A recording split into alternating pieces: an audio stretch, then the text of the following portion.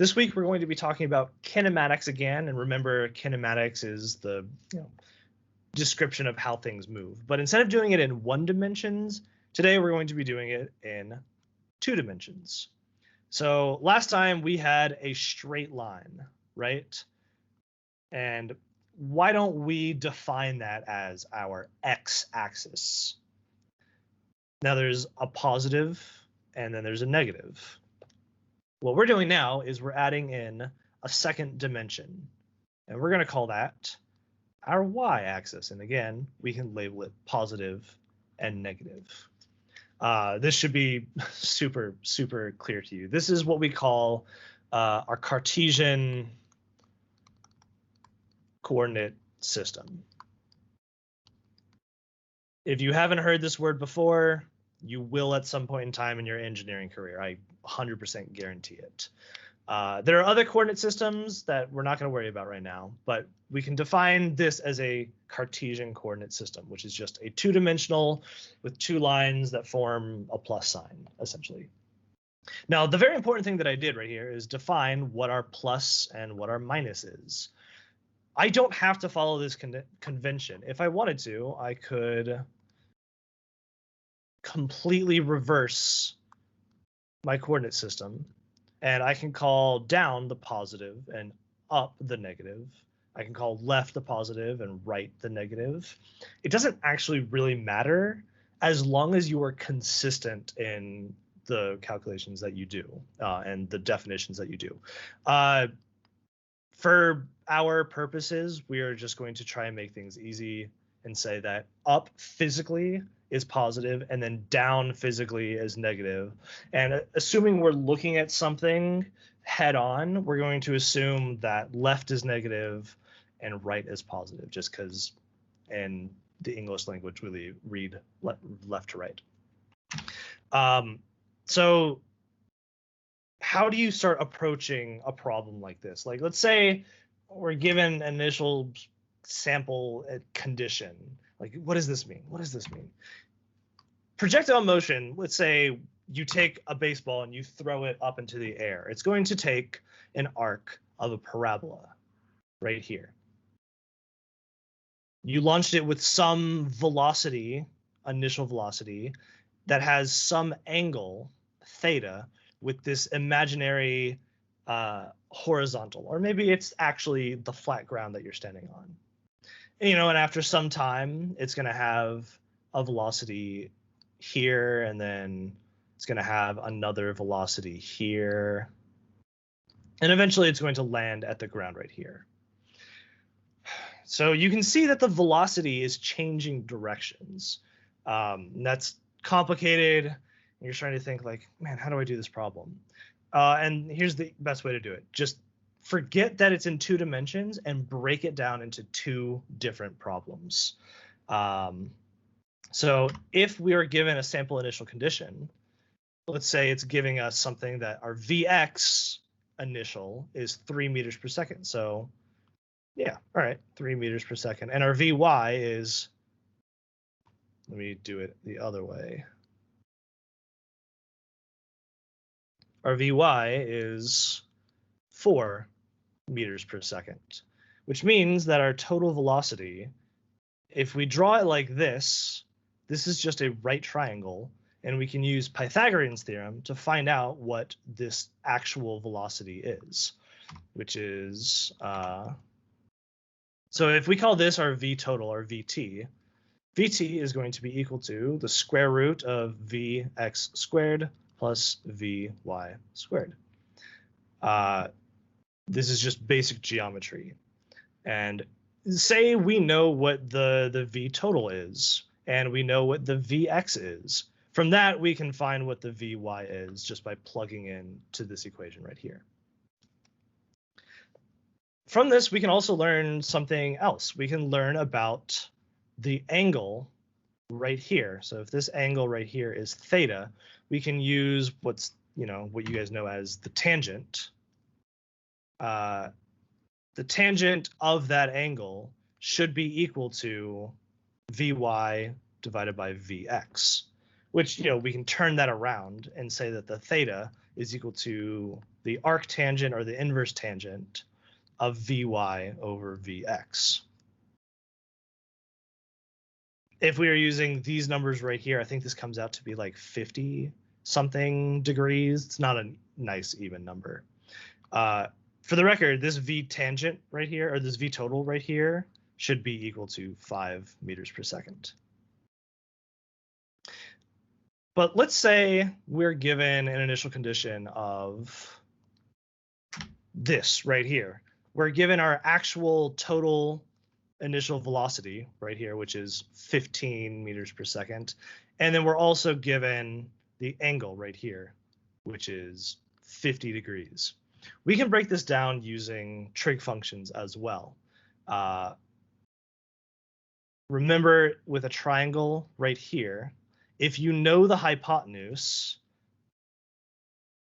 and you know this theta right here, using sines and cosines, we can find what the Vy and the Vx are.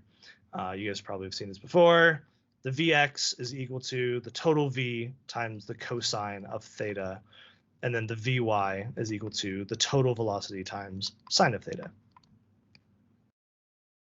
We use these equations to break our problem down into two different problems.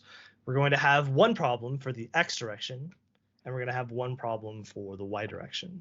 And then we can solve them independently of one another, and we'll get the final answer. And then at the very end, if we need to, we can recombine them using the total velocity. And I'm just going to take off this t. This is just the total velocity v is equal to the square root of Vx squared plus Vy squared. And the angle is equal to the arctangent of Vy over Vx. So these four equations are probably the most important questions that you need to know. And I know that I've been probably explaining things that you know, and that's because they are definitely the most important. If you try to solve this problem without separating them into two different problems, it's going to suck. Trust me. You can do it, but you don't want to. And then from there, it's just one-dimensional kinematic equations. So first of all, in the x direction, that is left to right, looking at the Earth, where the Earth is down, there is no acceleration. So acceleration in the x direction is equal to 0. This is assuming no air resistance. We are not going to see any problems mathematically that you have to do with air resistance because it sucks. It's hard. You can't do it with the level of math that you guys have right now. It's like senior level math. Remember from last time that acceleration is the derivative of velocity, which means that velocity is equal to the integral of acceleration. Which means if you do the integration of 0, you should get that the velocity is a constant. And I'm going to call that C1. Which means in our problems, going left to right, the object is neither speeding up nor slowing down ever, full stop. And then if we integrate this again, we can find that our position, and I'm going to call this just x, should be equal to this C1 times time, because, you know, this is actually a time derivative here, plus another constant. And I'm just going to call this constant number 2. So if I'm, you know, comparing these to the equations that we used last week, we have ax is equal to 0, vx is just equal to c1, and then x is equal to c1t plus c2. This c1 right here is just the initial velocity in the x direction. This c2 right here is just the initial x position. Oops. Well, I just erased everything. I don't know if I can undo that. I'll just rewrite it. Acceleration is 0. The velocity in the x direction is equal to the initial velocity, and the position is equal to the initial velocity times time plus the initial position. Look, it's super easy. And the y direction is also easy, a little bit more difficult. I want you to type in chat, where does the acceleration and the y direction come from? Where do you think it comes from?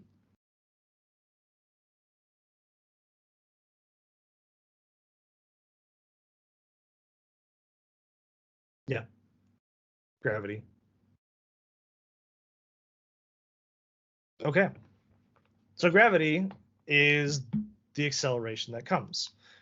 So our a in the y direction is equal to, well, okay. Now we have to think to ourselves, okay, what direction is the gravity pointing? And we can all tell towards the Earth. And in our coordinate system here, where we had the positives up here and the negatives over here, this should be the negative acceleration due to gravity, which if we integrate this, so, you know, we do Vy is equal to the integral of negative g dt, then we should get that this is negative gt plus some constant.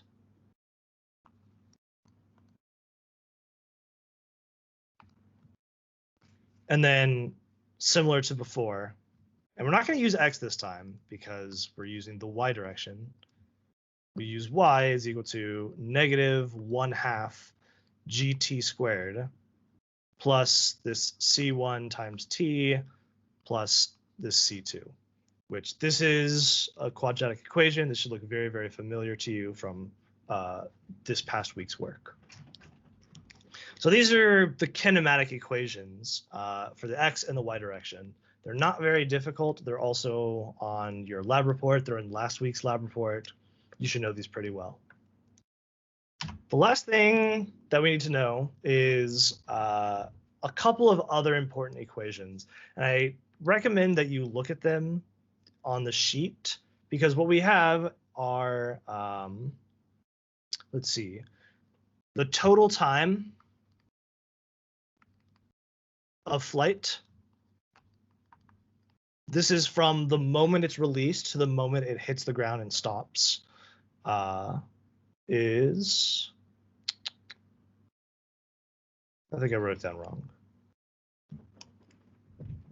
It should be t for time is equal to 2 times the total velocity times sine of theta divided by the acceleration due to gravity. And then the range, which is the distance that it traveled in the x direction before it hit the ground. So we'll call this r is equal to 2 times v naught squared. No, not 2. I'm sorry. I apologize, you guys. V naught squared times the sine, and this is a very important thing. This is times 2 theta, so twice the angle divided by g. So if you know what the initial velocity is, you know what the angle is, you can find out how far this object is going to go. And then finally, we can figure out what's the max height, which is the y value when it's at its apex. That equation is equal to v naught squared times sine squared theta divided by 2g. I can do these derivations of these equations for you, but you probably don't care. So if you want me to go through how we get these equations, feel free to ask me after class. And if you don't care, sure, fine. You can just have these equations, and that's okay. I think that the equation in the sheet also includes like this y0.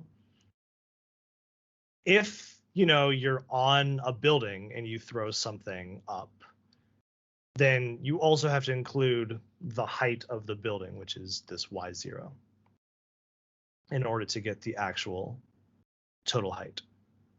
This is the first thing you should do with any of these kinds of problems, is write down everything you know. So the initial velocity, I call it v1, which is just, it can be v0, it can be v1, is equal to 10 meters per second. And then the angle, theta1, is equal to, what is this, 60 degrees? 60 degrees from a height of 0 meters. So our initial y is equal to 0 meters. I can draw this picture. I have an object being fired like this at 10 meters per second, and then an angle of 60 degrees. Now it says after some time t, this object is at a different angle, which means if I draw the path of this object, this is the total path that it takes.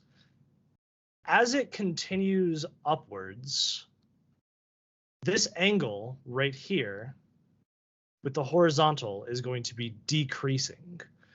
You can sort of see that this angle gets smaller and smaller until eventually it starts to become negative, right? If you're measuring down from the horizontal, that's a negative angle. So when it says at some time t, it's at 30 degrees with the horizontal, that means that the object is now somewhere like right here. And so now we have to figure out, what is the Vx? What is the Vy? How high is it? And then how long did it take to get there? I'm going to give you another hint.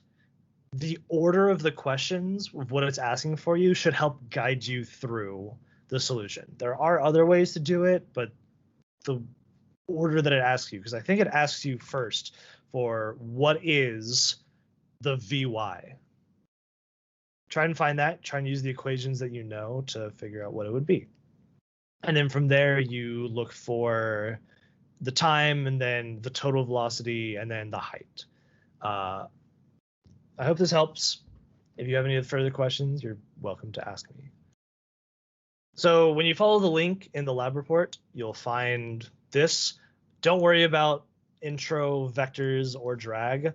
If you want to see a little bit more, you're welcome to look at that. But the only thing we're going to be using is this lab right here. There are a bunch of things that you can manipulate right here. First of all, you can manipulate the angle of the cannon, anywhere from 25 degrees up to 90 degrees. You can adjust the height of the cannon. So this is what the y0 is. You can adjust where the target is. This is not super important. And then you can also alter the speed, the initial velocity of the object. So once you're like set up, you're like, okay, 50 degrees, 20 meters per second, fire. It'll draw the thing, and obviously this is a little too fast. So why don't we go down to 10 meters per second? It will show you the actual trajectory of this object right here. From there, you can do your measurements. Why don't I split the difference and call it 15 meters per second? Up in this white box right here, there are two different measurement taking devices. This is the display, and this is the tape measure right here. Most of the time, you'll be using the tape measure. And what you'll do is, what you would expect, right? Like line 1 at your point, and then your other down to the floor. And like, oh, this one went 6.71 meters. Don't forget your significant figures here. Later on, it'll ask you to check. You can do this by placing the target over a particular point, and it will tell you things like the height, the current range, the time. Feel free to use this to check your work. Other things that you can change, and here's the important one. is the air resistance right here. By default, it is turned off. But part of this lab is going to be telling me what this will be doing. Also, this is funny. This was built by the University of Colorado. So if you put the height of the mountain that's nearby them, the mountain shows up. You can figure out what the drag coefficient is by changing the altitude. There's a bunch of different things you can do. The main way that you're going to be doing it is by this custom or, the pumpkin or whatever. There's a bunch of different things you can do. That's the lab. It's pretty self-explanatory. This one is one of the nicer ones. Do you guys have any question about what might be going on here? Or Rachel was saying, I'm still catching up to the class because I was in military training for just 2 weeks. The lab does go along with the lecture, yes. And feel free to go back and watch. Oh, I don't know if I mentioned this. I downloaded this and I posted it into the files section on Teams, which why don't I make sure everybody knows.